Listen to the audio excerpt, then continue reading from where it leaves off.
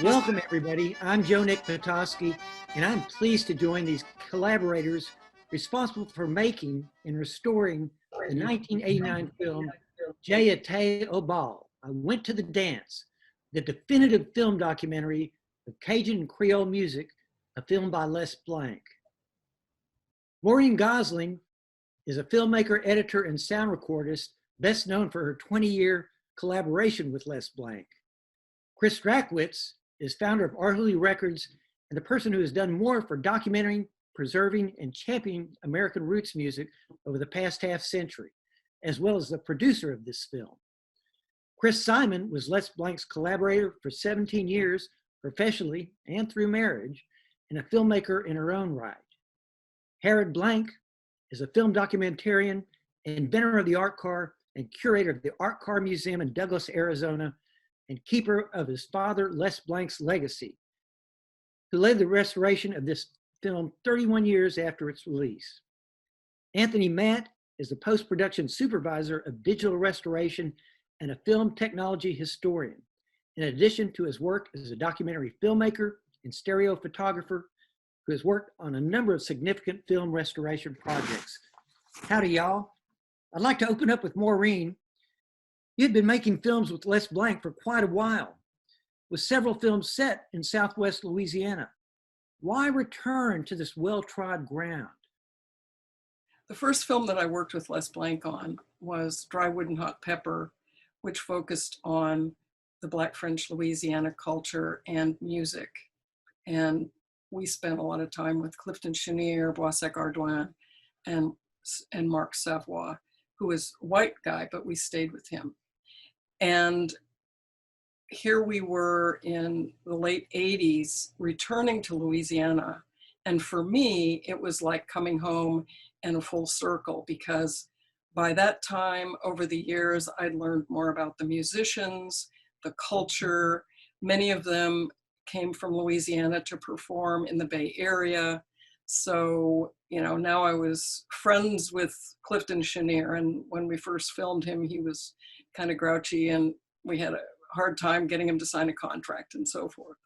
So for me, going back to do Zydeco Obal, I Went to the Dance was like a wonderful full circle. And I was really happy to be there in Cajun country, revisiting people and sharing that culture again. It was great. And so I did sound and some sound, and then I was the editor on the film. And because of the collaboration that happened in this project, it was a film by Les Blank, Chris Strachwitz, and Maureen Gosling. But Chris Simon was extremely involved in this project too as an associate producer. She was on set the whole time. And so the film was a real collaboration. Chris Strachwitz, you had produced music films by Les and Maureen. What made this one different from the ones that you had done before? I did produce one other film with Les Blank, which I also conceived and produced, and that was Chulas Fronteras. And as you perhaps know, I'd been recording and having a wonderful time doing so of various regional musical traditions in this country, especially in South Texas with the Mexican music there, and here in Louisiana with the Cajun and the Creole musicians. And so I got together with Les Blank for this particular project because I had known all the wonderful work he'd done, especially with Mance Lipscomb, who was the first man I ever recorded for Harrod Records. And I thought that I should add something to his typical films, which were basically letting these people speak for themselves. Well, I was never keen about talking heads in the film, but in this particular film, I think we were very lucky that we found several people, including Barry Onselet and of course, Marc Savoy and Michael Doucet, who were very expressive and gave us a good bit of history and background to the people. And I think that was a tremendous addition. It was just this delight of meeting these people on a different way. You know, in the old days, I just recorded them. I took their photographs and so on, as I learned to do early in my career. And so this was, I didn't have the money when I started recording, you see, to ever even think about films. But I had met Les, I think it was probably in the late 60s. And so at this time, when we came to make this film, I was doing quite well, not only with my record label, but also with my distributing company, my retail store, and with my music publishing company. And I said, heck, I really like to document this music, this Cajun and Creole music from Southwest Louisiana. And I had hoped to make a kind of a historic film, including all of these wonderful musicians that were still around, and of course, having the ability to use some of Les's footage that he shot over the previous, I don't know, was it almost 10 years or 5, 6 years? I forgot. So I put my money down, and I was always considered the conceiver and producer of these films, because it was basically my idea, and Les finally agreed to that, because at first I didn't know what a producer was. He said, oh, producer, he's the one who pays the money for it. Well, I said, okay. But it was also my idea of what to do and who to catch and what to catch and where. Okay, that'll give you some feeling, I hope. You did make a historic document that persists today, and the people that you captured, I mean, it's like going back into history that I kind of cried when I watched it again at the loss of all these great people, and that people that I got to encounter in my time. Chris Strachwitz talks a good game here. You know, let's do this film, this historic document. But I understand Les Blank was not completely enthusiastic about jumping into this project. I fear that's correct. I mean, he had felt that he made the definitive films. He'd done 3 down in southern Louisiana, spent it all dry wood and hot pepper, and he thought he'd done it. So I know that, I'm sure Chris and Maureen will both remember just how difficult it was. And he, you know, Les would, if he didn't feel like filming, he just wouldn't. He would take a nap, usually. And I mean, and he took naps at picnics, he took naps at Gumbo Fest, he took naps all over, and, you know, was actually quite unpleasant a lot of the time. But we were also shooting another film at the same time, which was, ended up being Yum Yum Yum, about Cajun cooking. He was a little more enthusiastic about that, and happily we were able to sort of combine both of them, and we ended up making a film on Mark and Anne Savoie too. But there was a lot of less wrangling that went on. And, you know, and on the other hand, there's Maureen and Chris and Susan Kell, who was our camera assistant, who are all going like, ah, yay, this is so wonderful. And I was too. And then there's Les. But, you know, he came around and he ended up loving the film and being extremely proud of it. As I think we all are. Oh, can't hear you. The rest of you all, the rest of the crew was having a pretty good time making this film. Oh yeah. I mean, how could you not? Out there with Boozoo, and I mean, that trail ride that's in the film was one of the more amazing experiences of my life. I mean, I've been on a lot of trail rides, but none like that. Especially, I think, you know, one of the shots to look out for was Boozoo's mom getting down on the dance floor. She's wearing a white shirt, and she's always dancing with young partners.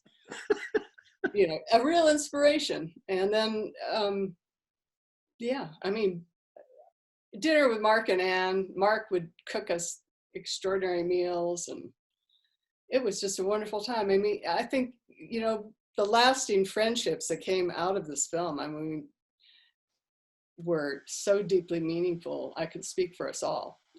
Yes. And that relationship with Anne and Mark Savoie persists to this day, continues, right? Oh, absolutely. I talked to Anne last week. She has her new book out on the history of Cajun music, and it's extraordinary.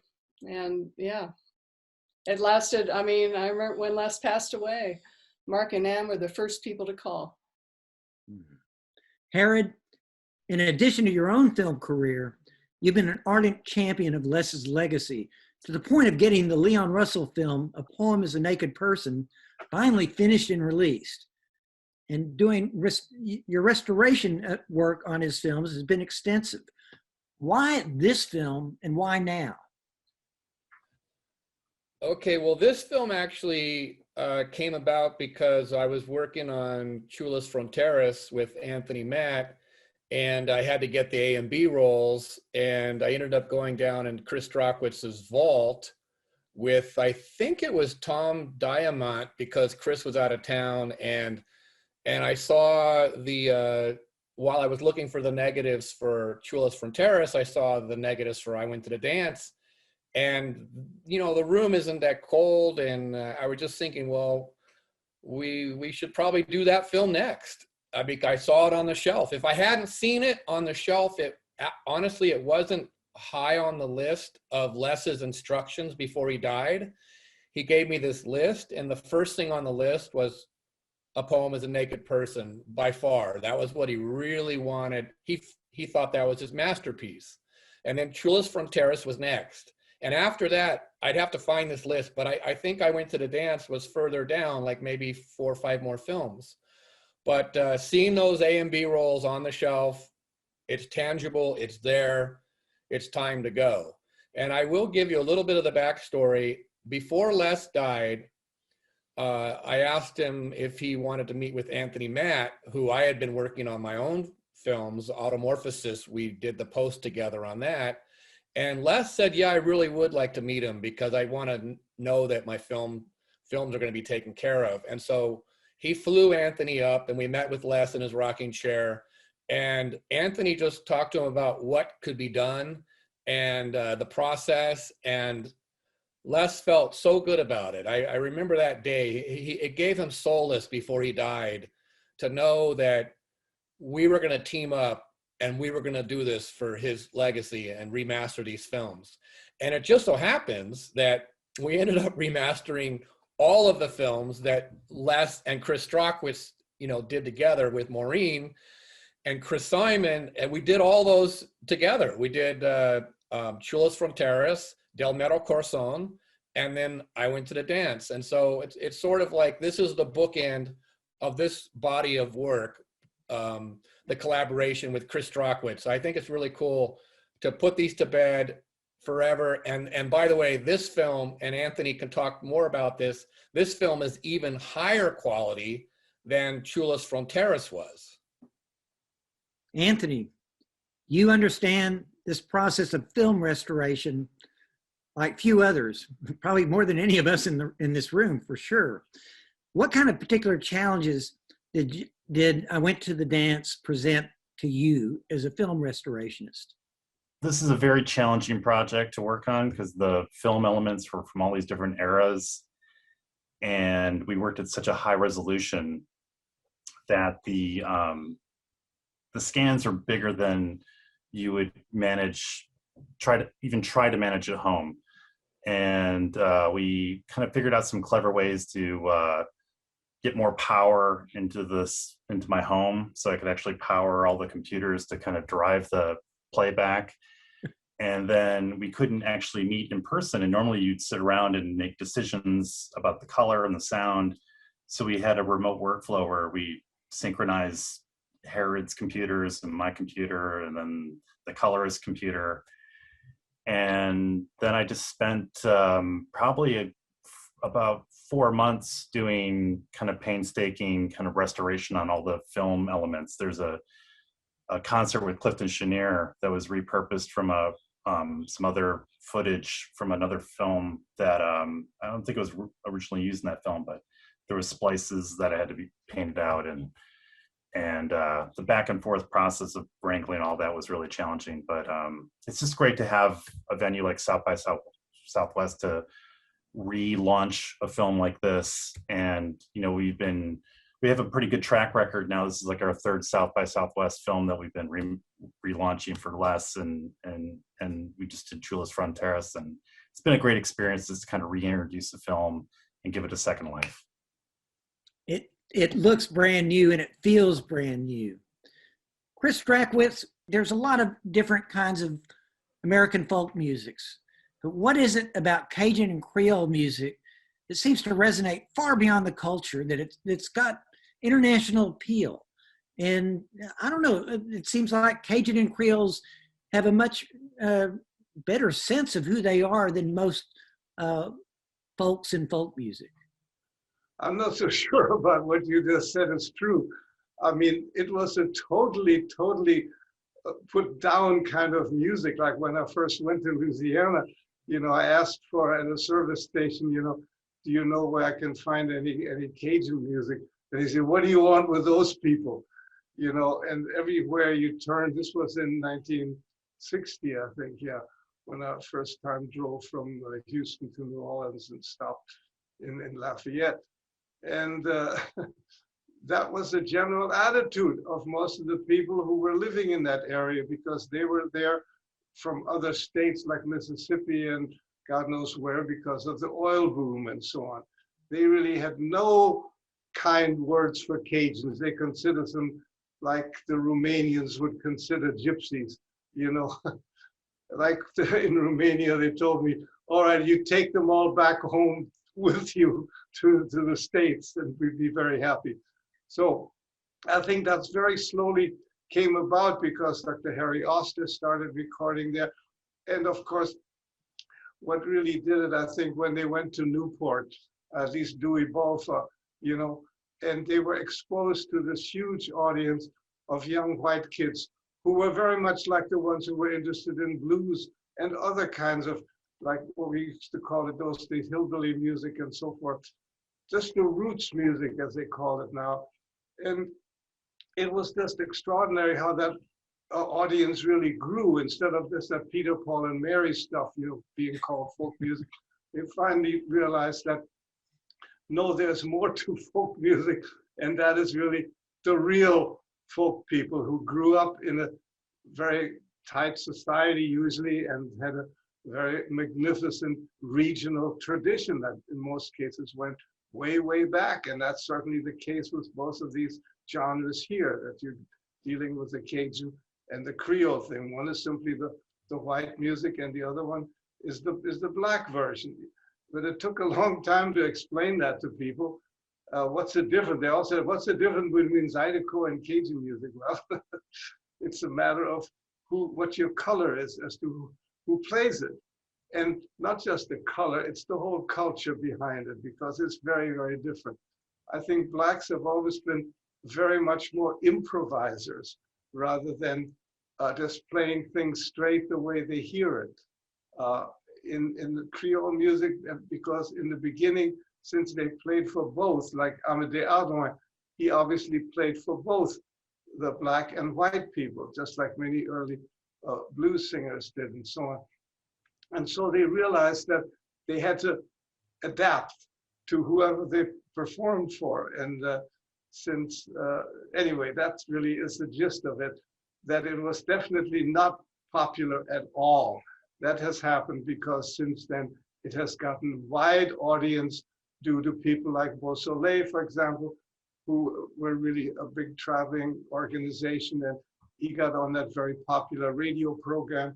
I forgot the name of it, on PBS, and that just did absolutely miracles for the sales. And then Clifton Chenier became quite well known outside of his own territory. You know, he was originally basically a very localized person who was discovered actually by a black record guy, and that was in the early 50s, and made a sort of a little hit with Hey Te Fi. I guess I better shut up after this. Well, you know, you mentioned, Chris, that festivals were kind of the conduit. It was an eye opener. This is a way to go out and play your music and be appreciated and make money. But, you know, beyond the festivals, Chris Simon, what do you think the impact of this film documentary is as far as furthering the knowledge of Cajuns and letting people as an entree, a portal to Cajun culture and Cajun music and Creole culture? I mean, I hadn't watched the film for a long time, and I have to say it is an extraordinary experience. I mean, the colors and that you got Harrod and Anthony that you did, and looks gorgeous. I hope everybody gets to see it on the big screen at some point. But I think that This film, I mean, unlike most of Les's films, it has a lot of history to it, so you can understand more where the culture is coming from and the results, the impact of the culture. I mean, Dewey Balfa was a big part of getting Cajun music out there because he taught all over the nation.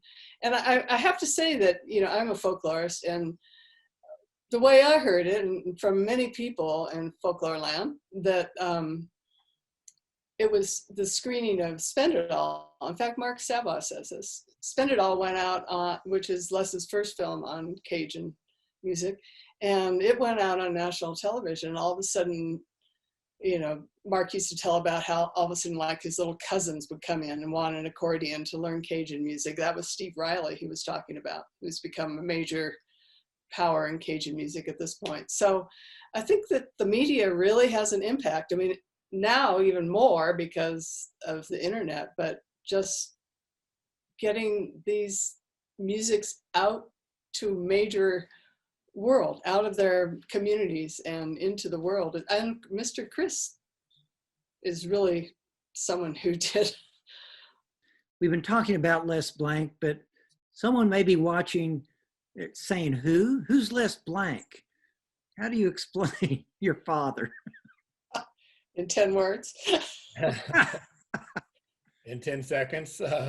Les was very eccentric. He had very eccentric tastes. And when he did his first film on Lightning Hopkins, which was a 31-minute film, and I think it was 1967, it literally launched his career. Now, back at that time, in those days, if you came out with a good movie that resonated, it would go all over the world, because the only venues to show a movie were film festivals and some art house theaters. And in the educational market, Les really struck a chord in the educational market.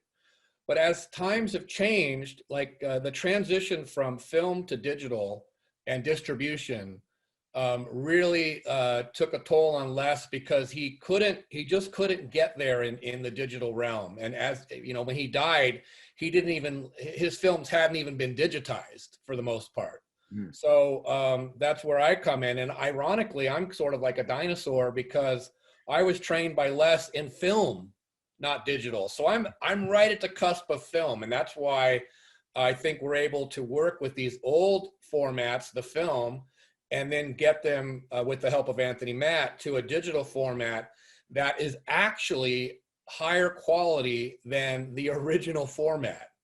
So, I mean, this resolution on this film is higher than the human eye can see. It's 5K.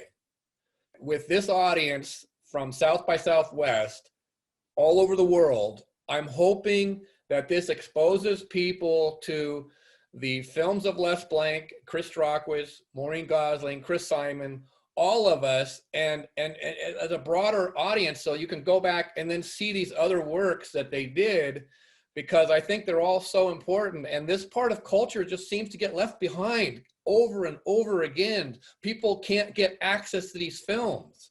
And so I just think it's a great blessing that South by Southwest is relaunching this film, and it's a testament to the film. This film is 1989 on Cajun culture, and South by Southwest has picked it. That says so much about this movie, and I'm just so proud and grateful to be a part of this. I think it's a great thing for Cajun culture. I think it's a great thing for our Hooli Records, Chris Strachwitz, all of us, Les Blank. It's a great thing. In this time, it's just so amazing to watch people hug and dance and be close to each other. And, you know, it's like you kind of look at this period as being like the pinnacle of human civilization, you know, where people could dance and the environment wasn't falling apart, and there weren't endless wars going on, you know, all over the world, and there wasn't a pandemic going on, and people are just having fun, you know. And it's a great escape, I think, for these times to watch this movie right now.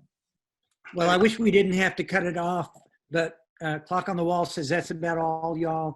Thank you, Maureen Gosling. Thank you, Chris Strachwitz. Thank you, Chris Simon. Thank you, Harrod Blank.